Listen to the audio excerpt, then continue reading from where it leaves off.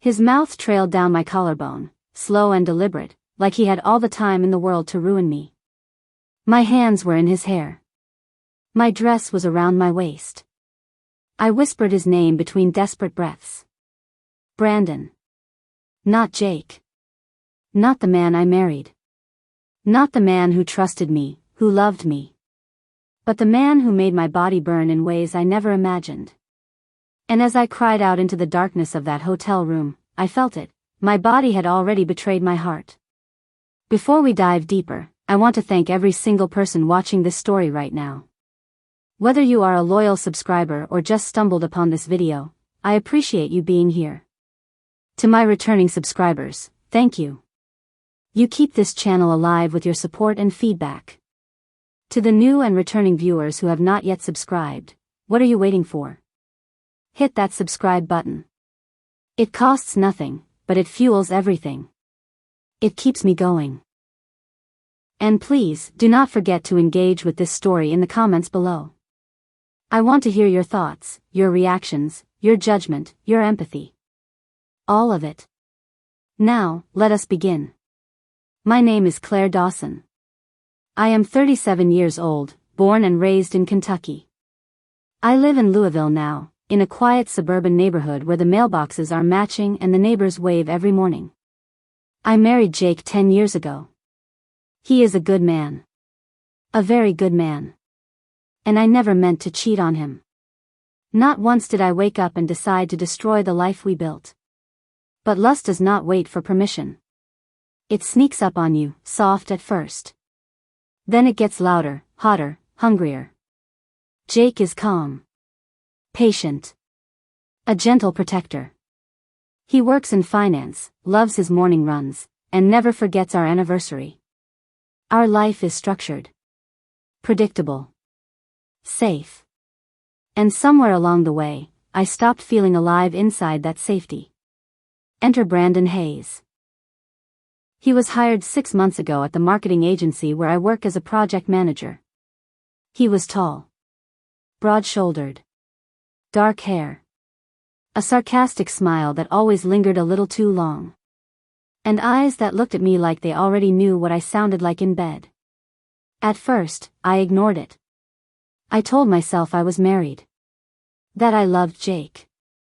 That attraction was natural, but boundaries mattered. But Brandon never followed rules. He flirted openly. Teased me in meetings. Brushed against my back when he passed my desk. I told myself it was nothing. Until it was not. We stayed late one evening. Alone in the office. Rain pounding outside the windows like it knew something was about to break. I dropped a stack of papers. He knelt to help. Our hands touched. Our eyes locked. Something shifted. That night, I lay beside Jake in bed. He held me like he always did. And I stared at the ceiling, remembering the warmth of Brandon's breath on my neck when he whispered, "You smell like trouble." 2 weeks later, it happened. We were out celebrating a team campaign win. Drinks were flowing. Music was loud. Everyone danced. I let go for the first time in months. Brandon watched me from across the bar like I was his next conquest. When we stepped outside, he followed. The cold air hit my skin like a warning. I should have gone home. Instead, I let him take my hand. He led me to his car. The moment the door shut, his lips were on mine. Rough. Hungry. Insistent. I kissed him back. Like I had been waiting for it longer than I cared to admit. He drove us to a hotel. Neither of us spoke much. But the moment the door closed behind us, he pinned me against the wall. His hands slid under my blouse. My body responded like it belonged to him. My breath hitched. My knees weakened. I moaned his name before I even realized what I was doing. Every touch was fire. Every kiss burned through my morals. He tasted like whiskey and danger. And when he finally entered me, I gasped. Not because it hurt. But because I had never felt so wanted in my life. I clung to him like he was the only thing that could keep me from falling apart. We did not just have sex. We erased everything else. The vows. The rings. The home. The man who trusted me. I came back to myself in the silence that followed. Lying next to Brandon, my body sore and tingling, my soul already unraveling. I stood in front of the bathroom mirror afterward, still shaking. My lipstick was smeared. My dress was wrinkled. My inner thighs were still damp with him. And my heart was screaming beneath the surface. Not because I stopped loving Jake, but because I had betrayed him with every inch of my body. I came home after midnight. Jake was asleep on the couch, waiting for me. The TV was still on. A half-eaten bowl of popcorn sat on the coffee table. He had made it for movie night, our tradition. And I had missed it. I bent down and kissed his forehead. He stirred, smiled in his sleep, and whispered, "I love you." I bit my lips so hard I tasted blood. Because I loved him too. But my body had already written another story. I tried to go back to normal. I cooked breakfast like I always did. I folded laundry, cleaned the kitchen, smiled when Jake walked in the room, and nodded through conversations like I was not dying inside. But beneath my skin, something had cracked. Brandon had tasted me. He had seen me come undone in a hotel bed, moaning his name into the dark. And now, he wanted more. The Monday after that night, I walked into the office, dressed in my most modest blouse, hair in a bun, makeup neutral. I avoided eye contact with him. I avoided looking at myself. He did not avoid me. At 10:23 a.m., I got the first text. "You left your earrings in my car." Or was that on purpose? I stared at the message, fingers trembling. I looked up. He was at his desk, smirking. At 1:17 p.m. He walked past me on the way to the copy room, brushed his hand across my lower back, and whispered, "I can still taste you." No one saw. No one knew. But inside me, guilt was eating everything alive. That night, Jake massaged my shoulders while we watched a crime drama. He kept kissing the side of my head. At one point, he looked at me with those steady blue eyes and said, "You have been quiet lately. Work stressing you out?" I nodded. Because how could I tell him the truth? That work was not stressing me out, but seducing me. Brandon was relentless. The second time happened a week later. Another late night. Another excuse. This time in the back seat of his SUV parked behind an old gym downtown. He said he could not stop thinking about me. And I believed him. I let him slide my panties down in the dark while his fingers moved inside me like he owned the map to my secrets. I wrapped my legs around him and let him take me again. It was not romantic. It was raw. Desperate. Animalistic. And it thrilled me in a way I hated. At home, Jake started planning a weekend getaway. He wanted to reconnect, he said. I told him I had a deadline. Brandon kept texting. Every time I tried to resist, he would pull me back in. He knew exactly how to press the right buttons. He studied me, my body, my tone, my weaknesses. And worst of all, he knew I would not stop him. It was no longer just sex. It was a secret I carried everywhere. A heaviness I wore like perfume. The day things began to spiral was Jake's mother's birthday dinner. We were hosting it at our house. I wore a soft green wrap dress Jake loved. His mother brought a lemon cake. His father poured wine. Everyone laughed and told old stories. I was smiling through it all. And then my phone buzzed. "Brandon. What are you wearing tonight, baby? I bet I could make you soak through it before dessert." My breath caught. I quickly turned my phone face down. Jake's mother said, "Claire, you look a little flushed, sweetheart. Are you all right?" I smiled, nodded, and excused myself to the bathroom. I locked the door, sat on the edge of the tub, and stared at the message. My body was still reacting. Heat. Throbbing. Shame. I hated myself for it. That night, Jake made love to me gently. He took his time. Kissed every inch of my skin. Whispered that he adored me. Held my face like it was breakable. And all I could think of was how differently Brandon handled me. Rough. Wild. Dominating. My mind was with Jake. But my body remembered Brandon. I started losing weight. Jake noticed. He thought I was stressed. He started bringing home flowers. Leaving sticky notes on the bathroom mirror. You are my everything. I began crying in the shower every morning. I hated myself for hurting him. But I could not stop seeing Brandon. There was a moment, one quiet, seemingly harmless moment, when I thought I might confess everything. A Sunday morning. Jake was sipping coffee on the porch, looking out at the yard like it was a canvas he painted with his own hands. I sat beside him. Our legs touched. I opened my mouth to speak.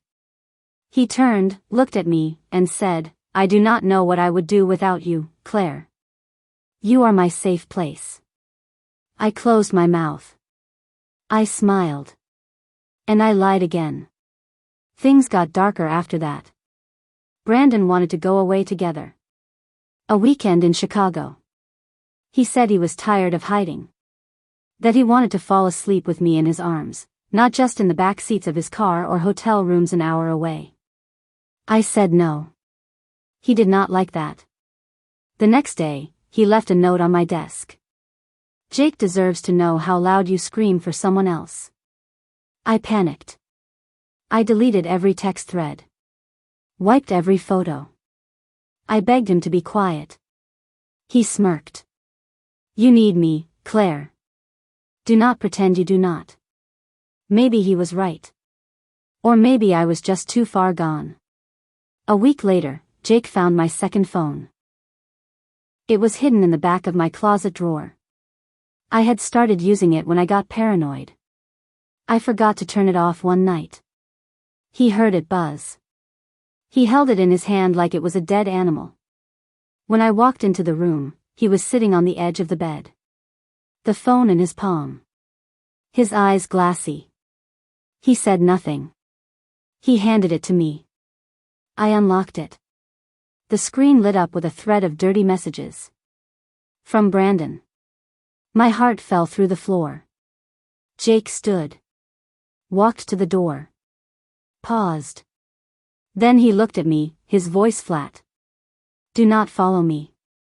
Jake did not come home that night. His shoes remained by the front door, his toothbrush untouched. But his silence was louder than any argument. I kept walking through the house like a ghost, trying to breathe through the ache of knowing I had finally broken the man who never once tried to break me. My phone stayed quiet. No calls. No texts. Not even from Brandon. That part stung in its own disgusting way.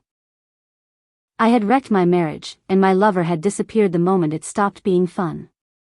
I sat on the floor of our bedroom, surrounded by everything we had built together, our wedding album, the box of Christmas ornaments with our initials, the Polaroids from our first camping trip, and all I could feel was the emptiness crawling through my body. 2 days passed. Then 3. Jake still had not come home.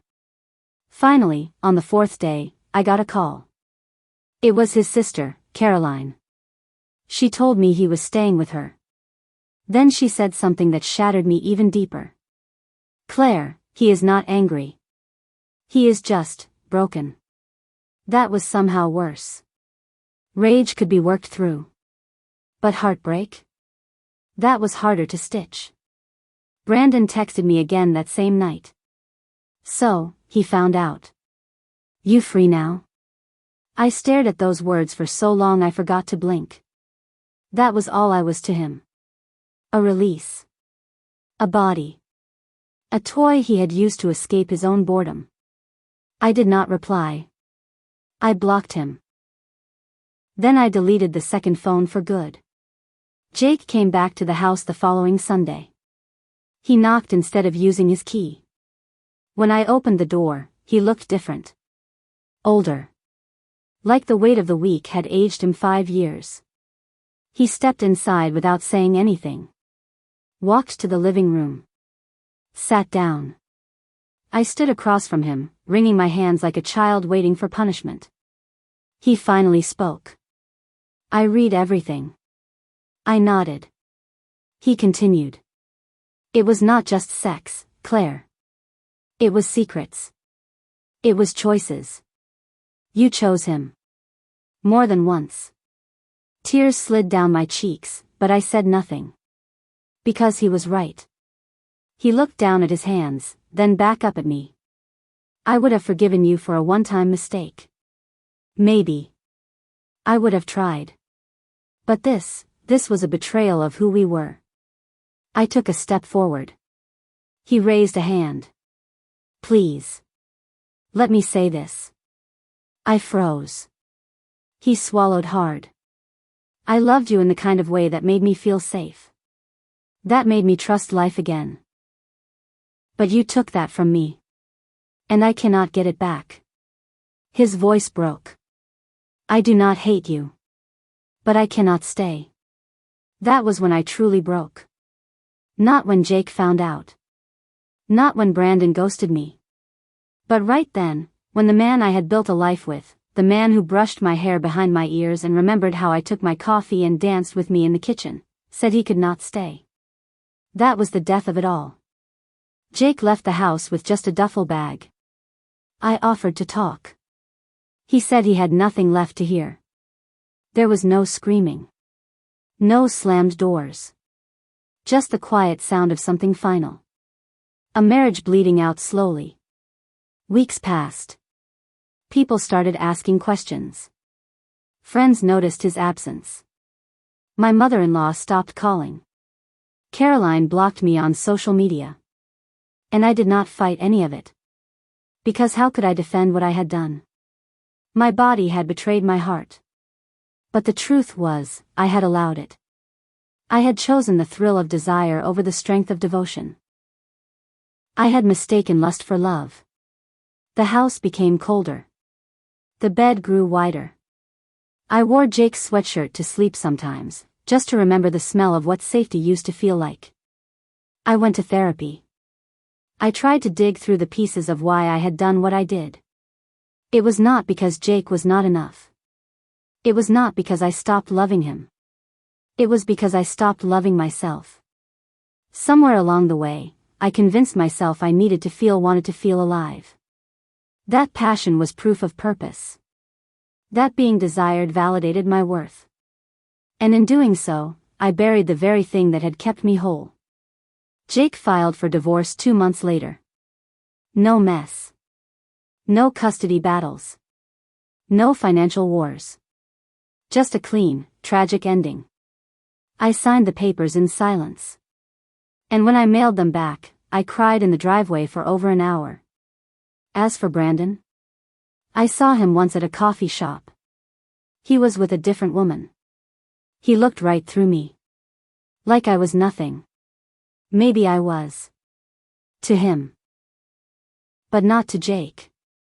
To Jake, I had been everything. And I destroyed it. People love to talk about second chances. They love to believe in redemption, in rebuilding. But sometimes, the damage is permanent. Sometimes, forgiveness is not granted. And sometimes, it should not be. Because some things cost too much to repair. I chose pleasure over peace. And I lost the one person who ever gave me both.